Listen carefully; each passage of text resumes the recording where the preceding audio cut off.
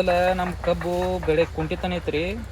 ಮತ್ತು ಕಬ್ಬು ದಾಮ್ ಆಗೈತೆ ರೀ, ಪೂರ ಸಣ್ಣ ಹಿಡಿದ್ರಿ ಒಟ್ಟು ಕಬ್ಬ.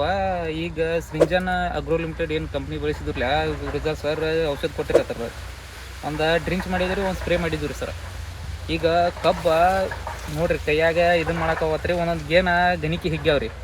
ಈಗ ಬೆಳೆ ಏನು ಕುಂಠಿತ ಆಗಿತ್ತಿರಲ್ಲ, ಒಮ್ಮೆ ಈಗ ಚಲೋ ರಿಸಲ್ಟ್ ಬಂದತ್ರಿ. ಈಗ ತಿಂಗಳಿಗೆ ಮಂತ್ಲಿ 3-4 ಗಣಿಕೆ ಕಬ್ಬು ಹಿಗ್ಗಾಕತ್ತೈತ್ರಿ.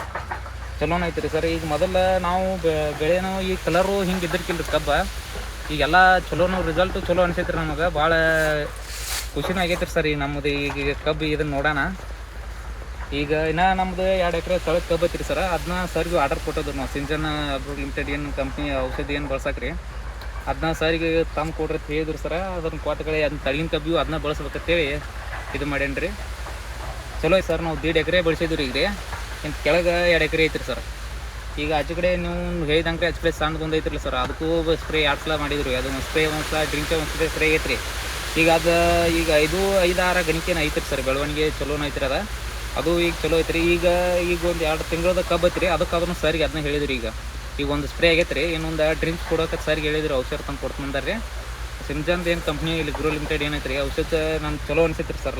ನಮ್ಗೆ ಅಗ್ದಿ ಚಲೋ ಭಾರಿ ಐತಿ ಅನ್ಸೈತಿ ರೀ ಔಷಧ ರೀ. ಅದ್ರ ಸಂಬಂಧ ಅದನ್ನ ಯೂಸ್ ಮಾಡೋಕೆ ಹೇಳ್ತೇನೆ ರೀ ಎಲ್ಲರಿಗೂ. ಎಲ್ಲರೂ ಅದನ್ನ ಯೂಸ್ ಮಾಡಿರಿ, ಚಲೋ ಐತೆ ರಿಸಲ್ಟ್. ನಮ್ಗೆ ಚಲೋ ಅನ್ಸೈತ್ರಿ ಸರ್. ಮತ್ತು ಕಬ್ಬು ಧಮು ಆಗೈತೆ ರೀ ಈಗ ಅದ್ರಲ್ಲಿ ನೀವು ರಿಸಲ್ಟ್ ನನಗೆ ಚಲೋ ಅನ್ಸೈತ್ರಿ ಸರ. ಮತ್ತು ಎಲ್ಲರೂ ಇದನ್ನು ಬಳಸ್ರಂಗೆ ಚಲೋ ರೀ.